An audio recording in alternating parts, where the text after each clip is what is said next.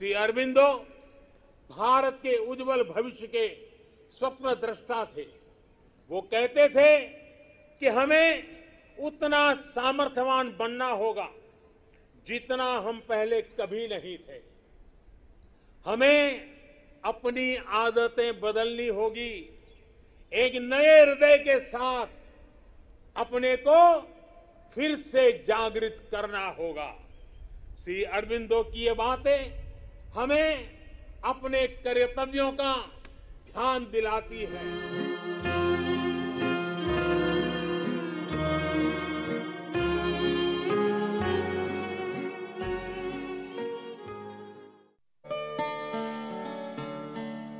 उन्नीस के 15 अगस्त को श्री अरबिंदो के भारतीयों के लिए लिखे भाषण को तिरुचिरापल्ली रेडियो स्टेशन में पढ़ा। वहां से ये पूरे देश में प्रसारित किया गया। August 15th is my own birthday, and it is naturally gratifying to me that it should have assumed this vast significance. I take this coincidence not as a fortuitous accident, but as the sanction and seal of the divine force that guides my steps on the work with which I began life, the beginning of its full fruition. Indeed, on this day I can watch almost all the world movements which I hope to see fulfilled in my lifetime, though then they looked like impracticable dreams, arriving at fruition or on their way to achievement. In all these movements, free India may well play a large part and take a leading position. स्वतंत्रता पर श्री अरबिंदो के प्राथमिक विचारधारा सशस्त्र क्रांति के मंत्र से ओतप्रोत थी, जिसमें राजनीति और काव्य दोनों का संगम था। बाद में वह आध्यात्मिक चेतना में बदल गया।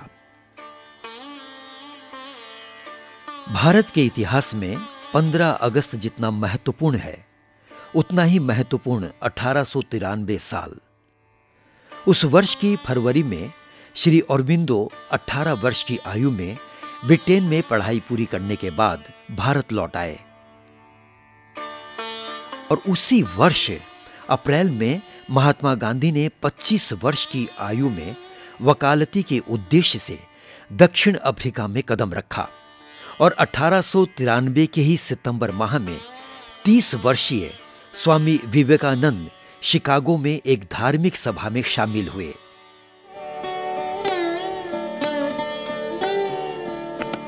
कुछ लोग श्री अरबिंदो को क्रांतिकारी अरबिंदो घोष और कुछ लोग ऋषि अरबिंदो के नाम से जानते हैं, लेकिन आज हम उच्च शिक्षा के विकास में श्री अरविंद की कहानी सुनेंगे। बंगाल पुनर्जागरण के अग्रदूत ईश्वर चंद्र विद्यासागर ने बंगाल की शैक्षिक प्रणाली में सुधार किया। ठीक उसी तरह बंगाल की उच्च शिक्षा प्रणाली में आमूलचूल परिवर्तन के लिए अरबिंदो घोष का योगदान अपरिहार्य है। सन 1906 में उन्होंने बड़ौदा विश्वविद्यालय में उप कुलपति की नौकरी छोड़ दी और बंगाल कॉलेज के पहले कुलपति के दायित्व संभालने के लिए कलकत्ता चले आए। उसी दौरान राष्ट्रीय शिक्षा परिषद का गठन किया गया। उसमें उल्लेखनीय भूमिका राजा सुबोध चंद्र मल्लिक, कवि गुरु रविंद्रनाथ टैगोर, ब्रजेंद्र किशोर राय चौधरी की थी। विश्वविद्यालय स्तर पर राष्ट्रीय शिक्षा का विकास ही इसका मुख्य उद्देश्य था। आज वहां जादवपुर विश्वविद्यालय चल रहा है। Lord Curzon issued the notice of partition of Bengal in 1905, and Carlisle circular was also declared there. The Carlisle circular was for bringing the national education system under the control of the British rulers. The people of the nation revolted against these two orders. Those who took leadership in this revolt were the fighters for independence like Surendranath Banerjee, Rabindranath Tagore, Bipin Chandra Pal, Rasbihari Ghosh, Aurobindo Ghosh, Satish Chandra Mukherjee, and the like. They said that they would boycott foreign goods and they will boycott this foreign education system. They will establish their own education system, that is national education. And this education should be in the national lines with the guideline with the national people. With this motto, there was a meeting in the town hall and it was decided that the National Council of Education should be established. Aurobindo joined this National Council since its inception. Bharat लौटने पर अंग्रेजी शिष्टाचार में शिक्षित श्री अरबिंदो के अंग्रेजी द्वेष का पहला विस्फोट बड़ौदा में हुआ। उनके मित्र देश पांडे संपादित इंदु प्रकाश में एक जोशीला आलेख लिखकर देश में चहल पहल मचा दी थी। उस समय राष्ट्रीय कांग्रेस मुख्य रूप से उदारवादी नेताओं द्वारा संचालित थी। वे अंग्रेजी शासकों के पास आवेदन कर भारतीयों के अधिकार को सुरक्षित करना चाहते थे। अरबिंदो को अंग्रेजों के चरित्र के बारे में गहरी जानकारी थी, क्योंकि वे ब्रिटेन में लंबे समय तक थे। वे जानते थे कि अंग्रेजों के साथ सिर्फ बातचीत करने से काम नहीं चलेगा। सशस्त्र आंदोलन के माध्यम से स्वतंत्रता प्राप्त की जानी चाहिए। उन्होंने बाल गंगाधर तिलक, लाला लाजपत राय के साथ कांग्रेस में एक चरमपंथी पार्टी का नेतृत्व किया। 1907 में सूरत कांग्रेस के सत्र में उदारवादी और अतिवादी का विभाजन स्पष्ट रूप से सार्वजनिक हो गया। अरबिंदो घोष के नेतृत्व वाले अतिवादियों ने सत्र को छोड़ दिया। श्री अरबिंदो के पिता कृष्णधन घोष को अंग्रेजों से मोह था। उनके पत्नी स्वर्णलता देवी ने 15 अगस्त 1872 में कोलकाता में अरबिंदो को जन्म दिया। Sri Aurobindo Ghosh was born in this house where I am now sitting. And his father was a highly Anglophile person who never spoke in Bengali or any, sometimes perhaps Hindustani, but never Bengali. And he wanted his children to learn to speak in English only. Manmohan और विनय भूषण के बाद उनका तीसरा बेटा अरबिंदो था। अपने बच्चों को अंग्रेजी में शिक्षित करने के लिए कृष्णधन ने तीनों बेटों को दार्जिलिंग के लॉरेटो कॉन्वेंट में भर्ती करवाया। बाद में वे अपने परिवार के साथ ब्रिटेन चले गए। उनका उद्देश्य बेटों को अंग्रेजी शिष्टाचार, पत्नी का इलाज कराने और ब्रिटेन में खुद को डॉक्टर के रूप में प्रतिष्ठित करना था। ब्रिटेन में रहते हुए कृष्णधन की बेटी सरोजिनी और छोटा बेटा बारिन का जन्म हुआ। दुर्भाग्य से श्रीमती स्वर्णलता को ब्रिटेन का जीवन बर्दाश्त नहीं हुआ, इसलिए वे भारत लौट आए। लेकिन मनमोहन, विनय भूषण और अरबिंदो को वहीं छोड़ आए, डूरियट के पास, ताकि अंग्रेजी शिक्षा से शिक्षित होकर भारत में ICS की परीक्षा उत्तीर्ण कर सकें। बचपन से ही अरबिंदो का भाषा पर नियंत्रण था। केवल 5 वर्ष की उम्र में ही जब वे लॉरेटो कॉन्वेंट में पढ़ते थे, उन्होंने एक कविता लिखी जो उनकी शिक्षिका को बहुत ही अच्छी लगी। मैनचेस्टर में अपने प्रवास के दौरान डूरियट साहब के पास अंग्रेजी और लैटिन सीखी। सेंट पॉल स्कूल के हेडमास्टर डॉक्टर वाकर उनसे बहुत ही प्यार करते थे। वहां वे ग्रीक भाषा में प्रवीण हो गए। कैम्ब्रिज में रहते हुए उन्होंने मेधावी छात्र के रूप में छात्रवृत्ति प्राप्त की। कैम्ब्रिज के सबसे अच्छे अध्यापक ऑस्कर ब्राउनिंग उनके प्रशंसक थे। उसी समय उनके पिताजी कृष्णधन ने भारत में अंग्रेजों के उत्पीड़न को देखा और उनके अत्याचार की कहानी औरो यानी अरबिंदो को निरंतर पत्र लिखकर बताते रहे। औरो अपने पिता के इन पत्रों को पढ़ने के बाद सोचने लगे कि सिविल सर्विस की पढ़ाई करके क्या होगा। वे जानबूझकर घुड़सवारी की परीक्षा में अनुपस्थित रहे। फलतः वे ICS परीक्षा में फेल हो गए। वे भारतीय मजलिस नामक एक स्वतंत्रता संग्रामी संगठन के सदस्य बन गए। तब से उन्होंने कलम की दुनिया में तलवार की शक्ति को अधिक महत्व देना शुरू किया। बड़ौदा में उनकी क्रांतिकारी चेतना विकसित हुई। इसी तरह उन्होंने ग्वालियर के योगी विष्णु भास्कर लेले के पास आध्यात्मिकता की शिक्षा ली। बड़ौदा से कलकत्ता लौटकर आप राजा सुबोध मल्लिक के घर में रहने लगे। तब लॉर्ड कर्जन द्वारा बंगाल विभाजन के खिलाफ आंदोलन चल रहा था। अरविंदो घोष ने तब कलकत्ता से वंदे मातरम पत्रिका प्रकाशित की। A brilliant journal, Vande Mataram, was brought out from Calcutta, and a host of brilliant writers actually joined this particular journal, starting from Bipin Chandra Pal, Hemendra Prasad Ghosh, Shamsundar Chakraborty, and Sri Aurobindo himself, and maybe a few others. Deshbandhu Chittaranjan Aurobindo Ghosh व अन्य क्रांतिकारियों की ओर से मुकदमा लड़ रहे थे और ब्रिटेन में अरविंदो घोष का सहपाठी बीचक्रफ्ट विचारक की भूमिका में थे। इस मामले में उचित सबूत न होने के कारण सभी को रिहा कर दिया गया।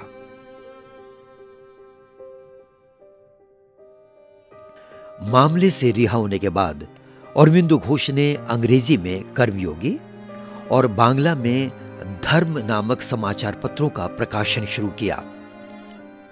स्वामी विवेकानंद की शिष्या सिस्टर निवेदिता ने उनकी मदद की। तब उन्हें किसी सूत्र से पता चला कि ब्रिटिश पुलिस उन्हें एक छापे में गिरफ्तार कर सकती है।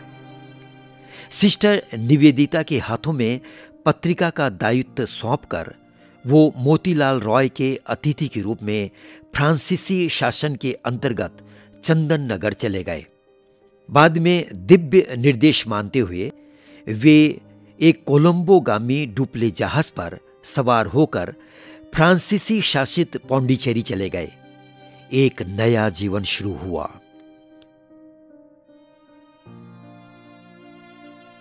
पौंडीचेरी में उन्होंने सबसे पहले शंकर चेटिया के घर में किराए पर रहना शुरू किया। अंग्रेजों ने बार बार उन्हें गिरफ्तार करने की कोशिश की, लेकिन वे सफल नहीं हुए। अरविंदो घोष ने वहां से भारतीय स्वतंत्रता संग्राम की विभिन्न योजनाएं लिखकर भारतीय नेताओं को भेजना शुरू किया। अरविंदो ने बहुत पहले क्रिप्स प्रस्ताव ग्रहण करने के लिए आवेदन किया था। रविंद्रनाथ टैगोर ने श्री अरविंदो के लिए कविताएं लिखी और उसमें उन्होंने कहा कि रविंद्र का लहो नमस्कार। वे बीमार शरीर लेकर पौंडीचेरी पहुंच गए थे। उन्हें श्री अरविंदो से मिलने के लिए जहाज से क्रेन से उतारा गया था।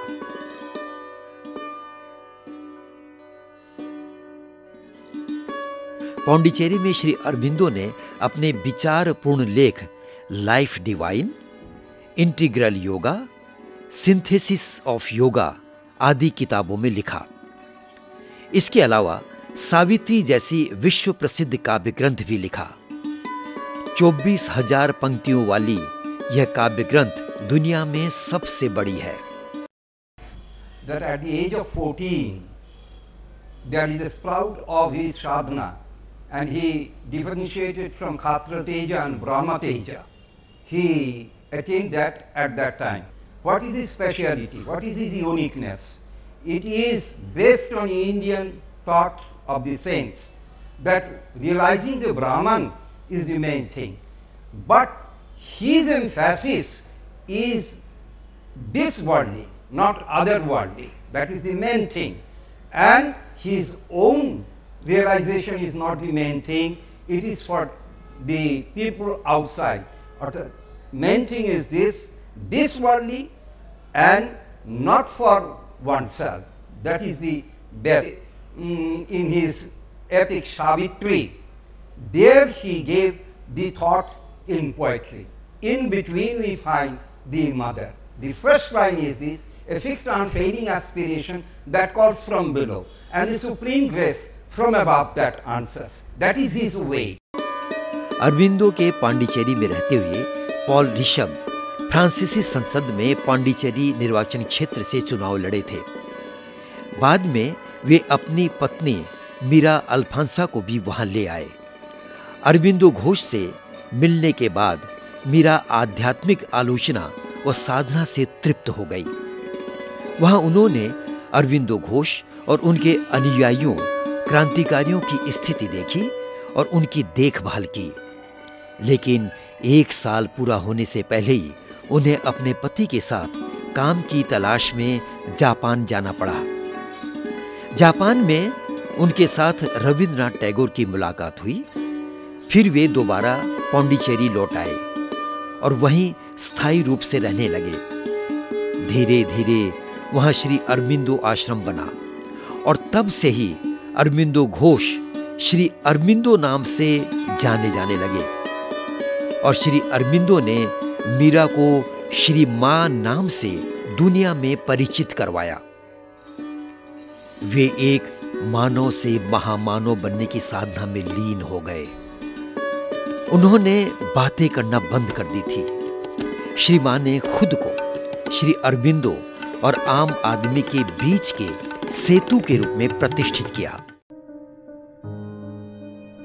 इसके बाद 5 दिसंबर 1950 को श्री अरविंद नश्वर जीवन छोड़कर चले गए।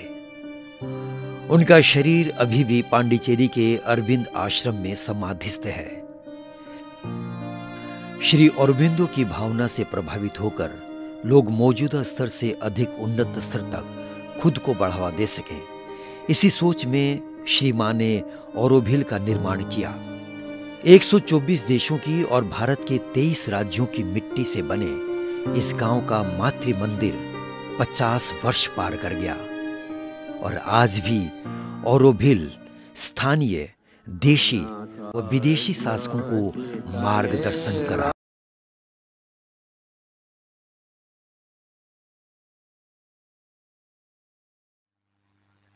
Masters are not the end of your journey, they are the beginning of your journey. We had many such great masters in the life of our country in the last 5,000 plus years. So we casually use the word Nabhuto Nabhavishyati. It doesn't apply to India. It's not Bhuta, it's not the past. And it is also going to be again and again happening in this country. There is no last prophet or last master in India. And some of our masters were Karana Janmas, men born with a purpose. Adi Shankara was a Karana Janma. He had a purpose in life. So was Sri Vivekananda. So was Rishi Aurobindo. They were not only merely masters, but they were also Karana Janmas. They were born with a purpose.